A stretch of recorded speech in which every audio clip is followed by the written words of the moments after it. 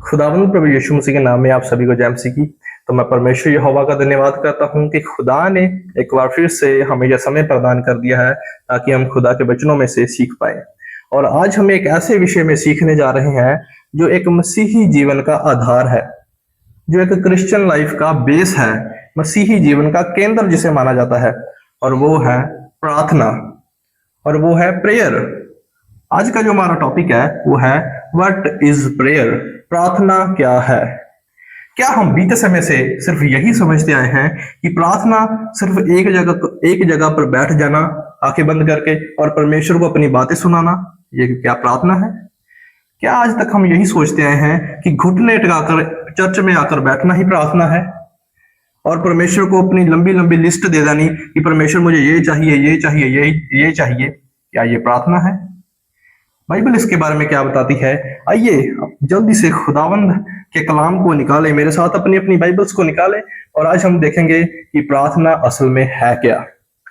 आइए मेरे साथ निकाले मत्ती रचित सुसमाचार, उसका 6वां अध्याय, उसका 9 वचन। Matthew chapter 6 verse 9। यहाँ खुदावंद प्रभु यीशु मसीह ने बहुत ही महत्वपूर्ण बात कही है प्रार्थना के विषय में, और इसी के साथ मेरा पहला पॉइंट शुरू होता है। और मेरा पहला पॉइंट है prayer is a relationship not a ritual. प्रार्थना एक रिश्ता है, प्रार्थना एक रीति नहीं है। प्रार्थना एक रिश्ता है। वो कैसा रिश्ता है? आइए हम खुदा के वचनों में से सीखेंगे। और यहाँ लिखा है मैथ्यू चैप्टर 6 वर्स 9 में कि जब तुम प्रार्थना किया करो तो क्या कहो? ऐ हमारे पिता। प्रार्थना एक रिश्ता है उस पिता के साथ, हमारा स्वर्गीय पिता के साथ एक रिश्ता है प्रार्थना। प्रार्थना एक रीति नहीं है, प्रार्थना एक रिचुअल नहीं है, प्रार्थना एक रिश्ता है। तो खुदावंद प्रभु यीशु मसीह ने कहा कि प्रार्थना क्या है? एक रिश्ता है उस पिता के साथ, आसमानी पिता के साथ। और हम जब इस रिश्ते को आगे लेकर जाते हैं तो वो एक बहुत ही महत्वपूर्ण, एक बहुत ही प्यारा एक रिश्ता बन जाता है। और आप देखें यहाँ एक पिता की डेफिनेशन दी हुई है, लिखा है कि ऐ हमारे पिता। आप अगर पिता को देखें कि एक पिता का उसके बच्चों को समझने का क्या तरीका होता है। एक पिता अगर किसी पिता के बच्चे छोटे हों, किसी बाप के बच्चे छोटे हों, तो क्या होता है कि अगर वो अच्छे तरीके से बोल नहीं पाते और कुछ भी वो इशारा करे, उसका पिता समझ लेते हैं। उसका पिता क्या है? वो समझ लेता है बात। उसकी मम्मी उसकी बात को समझ लेती है। ऐसा ही रिश्ता हमारा परमेश्वर के साथ है। चाहे आप प्रार्थना में बैठे हैं, आप नहीं जानते कि आपने क्या बोलना है, पर आप सिर्फ बैठे हैं इस रिश्ते के साथ। कौन से रिश्ते के साथ? ऐ हमारे पिता, ऐ मेरे पिता। मेरे पिता के साथ आपका रिलेशन होना चाहिए। आपको होना चाहिए कि मेरा पिता है, स्वर्गीय पिता है, खुदावंद प्रभु यीशु मसीह यहोवा परमेश्वर क्या है? मेरा पिता है। और इस रिश्ते में कब तक बने रहना है हमने? क्या हम ये सोचते हैं कि हमारा रिश्ता तब तक है कि जब तक हम प्रार्थना में बैठे हैं? ऐसा नहीं है। अपोस्टल पॉल, प्रेरित पौलुस बहुत ही अच्छी एग्जांपल देते हैं। यहाँ एक लिखा है 1 थेसलोनियंस चैप्टर 5 वर्स 17 में, पहला थेसलोनिकियों उसका 5 अध्याय उसके 17 वचन में लिखा है कि निरंतर प्रार्थना में लगे रहो।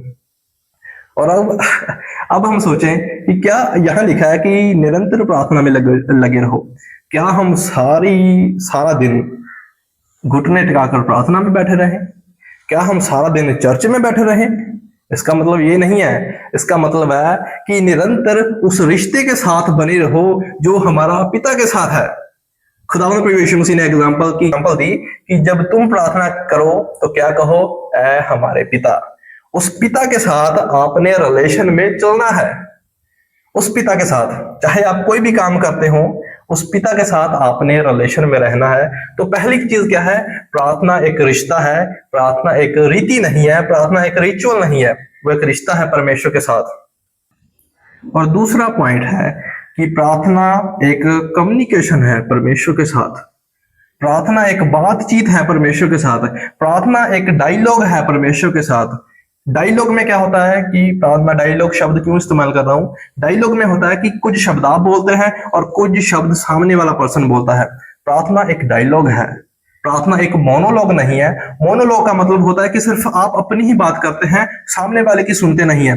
पर यहाँ ऐसा नहीं है। जब हम पढ़ते हैं यिर्मयाह उसका 33 अध्याय उसके 3 वचन में लिखा है कि मुझसे प्रार्थना कर और मैं तेरी सुनकर तुझे क्या करूंगा, उत्तर दूंगा। मैं तेरी सुनकर तुझे क्या करूंगा, उत्तर दूंगा, और मैं बड़ी बड़ी और कठिन बातें जिन्हें तू अभी नहीं जानता मैं तुझे सिखाऊंगा। तो खुदावंद प्रभु यीशु मसीह ने, परमेश्वर ने एग्जाम्पल दी है कि मुझसे प्रार्थना कर और मैं तेरी सुनूंगा और फिर उत्तर दूंगा। ये एक कम्युनिकेशन है प्रार्थना का, कि पहले पर जो आप बोलते हैं परमेश्वर उसको सुनते हैं, खुदावंद प्रभु यीशु मसीह उसको सुनते हैं, और फिर क्या कहते हैं कि फिर मैं उत्तर दूंगा। और हम क्या करते हैं, अपनी ही सुनाकर चले जाते हैं, परमेश्वर का उत्तर, परमेश्वर का आंसर, परमेश्वर की आवाज को नहीं पहचानते, परमेश्वर की आवाज को सुनने के लिए तैयार नहीं रहते। और क्या होता है कि हम बस ठीक है, आमीन, हालेलुया, हम चले जाते हैं अपनी प्रार्थनाओं को बंद करके। पर ऐसा नहीं है, ये प्रार्थना नहीं है। प्रार्थना एक है कम्युनिकेशन, प्रार्थना एक है डायलॉग, कि परमेश्वर के साथ बात करना। आपकी तरफ से बात हो रही है, आगे वाले पर्सन की तरफ से भी कोई रिस्पॉन्स आ रहा है। और लिखा है यिर्मयाह उसका 33 अध्याय उसके 3 आयत में। इसी के साथ जो है मेरा तीसरा पॉइंट है, वो है प्रार्थना एक समर्पण है। प्रार्थना क्या है, एक समर्पण है, अपने आप को सरेंडर करना, वो है प्रार्थना। अपने आप को परमेश्वर के हाथों में दे देना है, वो है प्रार्थना। अपनी बातों को, अपनी प्रार्थनाओं में, अपने विषयों में परमेश्वर की इच्छा को पूछना और परमेश्वर की इच्छा को इन्वॉल्व करना, वो है प्रार्थना, और वो है समर्पण। प्रार्थना एक समर्पण है, प्रार्थना एक समर्पण मांगती है। और बहुत ही अच्छी खुदावंद प्रभु यीशु मसीह ने एग्जांपल दी। और जब हम पढ़ते हैं मैथ्यू चैप्टर 26 उसके 39 वचन में देखते हैं, मत्ती रचित सुसमाचार उसका 26 अध्याय उसके 39 वचन में देखते हैं, खुदावंद प्रभु यीशु मसीह ने कहा कि पिता, हो सके तो ये कटोरा मेरी तरफ से हट जाए, हो सके तो ये कटोरा मेरी तरफ से टल जाए, पर फिर भी मेरी नहीं आपकी इच्छा पूरी होने पाए। ये है समर्पण। ऐसा समर्पण हमने अपनी प्रार्थना में कभी दिखाया ही नहीं है परमेश्वर को। और हम कैसी प्रार्थनाएं करते हैं कि प्रभु बस मेरी इच्छा पूरी हो गई, कि परमेश्वर सिर्फ मेरी इच्छा पूरी हो। मैं नहीं, आप जानना ही नहीं चाहते कि परमेश्वर की इच्छा क्या है।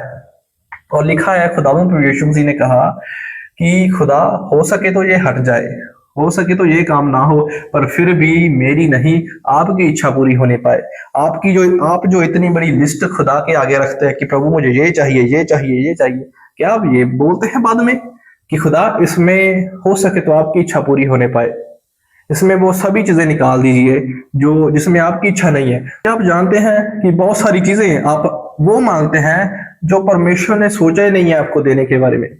और होता क्या है कि प्रभु मुझे यही चाहिए, पर खुदा की इच्छा उसमें नहीं होती। वो प्रार्थना नहीं है। उस प्रकार की प्रार्थनाएं करना बंद कर दें, परमेश्वर के साथ एक रिश्ते में आए, तब आपको पता चलेगा कि प्रार्थना असल में कितनी पावरफुल चीज है। अपना समर्पण प्रार्थना में दिखाना, प्रार्थना एक समर्पण है। और जो मेरा चौथा पॉइंट है वो है प्रार्थना एक विश्वास है। प्रार्थना आपके विश्वास का प्रगटावा है। प्रार्थना क्या है, जो आप विश्वास करते हैं, जिस वचनों के ऊपर आप विश्वास करते हैं, वो उन वचनों का क्या है, प्रगटावा है। क्या आप अपने विश्वास को ऐसे दिखाते हैं कि आप बहुत सारे लोगों में चले जाते हैं और वहां जाकर आप प्रार्थना करते हैं बहुत ही ऊंची बात से, पर आपका विश्वास ऐसा नहीं होता। पर वचन में लिखा है कि जब हम पढ़ते हैं मैथ्यू चैप्टर 6 वर्स 5 और 6 में लिखा है, मत्ती रचित सुसमाचार उसका 6 है उसके 5 और 6 वचन में लिखा है कि जब तू प्रार्थना करे तो अकेले में जा, गुप्त में जाकर प्रार्थना कर, अपनी कोठली में जा और लॉक लगा ले, अंदर बैठकर अपने रूम में प्रार्थना कर। ये एक रिश्ता दिखाता है कि आप सेपरेटली अपने पिता के साथ कुछ बातें करते हैं, और वो बातें जो आप भीड़ में नहीं कर सकते, वो बातें जो आप, एक नॉइस होती है भीड़ में, उसके दौरान उतनी क्लैरिटी के साथ आप प्रार्थना नहीं कर सकते, खुदा की आवाज को नहीं सुन सकते। पर वो एक रिश्ता है जो गुप्त में है परमेश्वर के साथ, उस प्रार्थना में आ जाए। प्रार्थना वो है। प्रार्थना सिर्फ लोगों को दिखाने के लिए आप चले जाते हैं, वो प्रार्थना नहीं है। ऐसी प्रार्थनाओं को बंद करें। पर खुदा ने कहा कि अगर तू प्रार्थना सच में करना चाहता है तो गुप्त में प्रार्थना कर, ताकि परमेश्वर तुझे सीक्रेटली बढ़ाए। इसी के साथ मेरा जो चौथा पॉइंट है वो है प्रार्थना ईमानदारी है। प्रार्थना एक ईमानदारी वाला जीवन है। प्रार्थना एक नाटक नहीं है कि सिर्फ आप किसी को दिखाने के लिए या घंटों या 2.5 घंटे और कहते कि हम अपना विश्वास निकालते हैं। सिर्फ ये प्रार्थना नहीं है, प्रार्थना एक ईमानदारी के साथ आप 10 मिनट भी बैठे हैं तो खुदा के साथ, वो रिश्ते के साथ आप बैठे हैं, उस पिता के साथ, उस रिलेशन में आप ईमानदारी से भी बैठे हैं, तो आपकी प्रार्थना वैलिड है। और आपकी प्रार्थना क्या है? वैलिड है। तो अपनी प्रार्थनाओं को ऐसा बनाएं, अपनी प्रार्थनाओं को सिर्फ रिचुअल ना रहने दें, अपनी प्रार्थनाओं के रिलेशनशिप बनाएं। हालेलुया। और आज हमने देखा कि prayer is a relationship, not a ritual. प्रार्थना एक रिश्ता है, प्रार्थना एक कम्युनिकेशन है, प्रार्थना एक बातचीत है परमेश्वर के साथ। सिर्फ आपकी तरफ से ही नहीं बोलते, आप ही नहीं बोले जा रहे हैं कि सिर्फ आप नहीं बोलना है, परमेश्वर की नहीं सुननी। प्रार्थना ये नहीं है, प्रार्थना एक कम्युनिकेशन है, प्रार्थना एक डायलॉग है। और तीसरी चीज, प्रार्थना एक समर्पण है।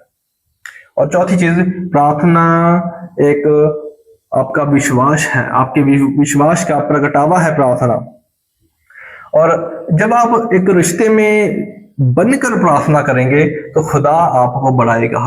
और जब हमने इन चीजों को देखा है, और जब आज आप शाम को या सुबह को किसी भी टाइम आप प्रार्थना करने जाएं, इन वचनों को अपने मनों में ध्यान से रखें कि प्रार्थना असल में है क्या। क्या वो काम नहीं है जो मैं पहले करता था?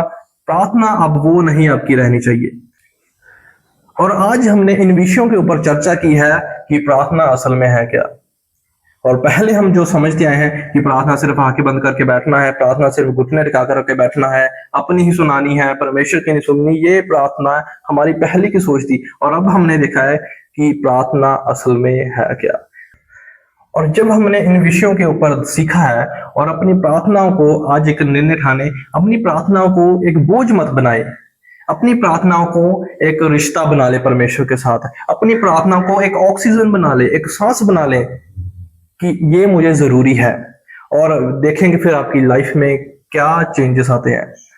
और आप उस रिश्ते को एंजॉय करेंगे जो आपने पहले प्रार्थना में नहीं किए होंगे। अगर आप इन वचनों को ध्यान से देखेंगे, इन वचनों पर मेडिटेट करेंगे, इन वचनों को सीखेंगे, आप उस रिश्ते को एंजॉय करेंगे। जब आप इस वचनों के अनुसार परमेश्वर के समीप जाएंगे, इन वचनों को अपने माइंड में रखते हुए, अपने दिमाग में रखते हुए, अपनी सोच में रखते हुए प्रार्थना के लिए जाएंगे कि असल में प्रार्थना है क्या और मैं अच्छे तरीके से कैसे प्रार्थना करूं। आपके रिश्ते में एक अलग ही चेंज होगा। जो पहले प्रार्थना में आप बोर होते थे, आपको लगता था कि क्या मेरा इंटरेस्ट नहीं है, आपका इंटरेस्ट प्रार्थना में बढ़ने लग जाएगा अगर आप इन वचनों को अपने हृदयों में ठान कर रखेंगे। और जब आप इन वचनों के अनुसार इन बातों को अपने हृदय में रखकर प्रार्थना के लिए जाएंगे तो आपकी प्रार्थना पहले के समान बोरिंग नहीं होगी, आपकी प्रार्थना पहले के समान सुस्ती भरी नहीं होगी। आपकी प्रार्थना एक अलग ही रिश्ते को आप परमेश्वर के साथ एंजॉय करेंगे। प्रार्थना में आज से अगर आपने ये जो पॉइंट्स है अपने रिश्ते को परमेश्वर के साथ बनाना शुरू करें, उस रिश्ते में आए, परमेश्वर की भी सुने। अगर आपने ऐसी प्रार्थना शुरू कर दी, इसी हृदय से परमेश्वर के समीप गए, तो आपकी प्रार्थना लाइफ पूरी बदल जाएगी। तो और आप उस प्रार्थना में परमेश्वर के साथ रिश्ते को एंजॉय करोगे। तो खुदावंद प्रभु यीशु मसीह के नाम में आप सभी को जय मसीह की। God bless you.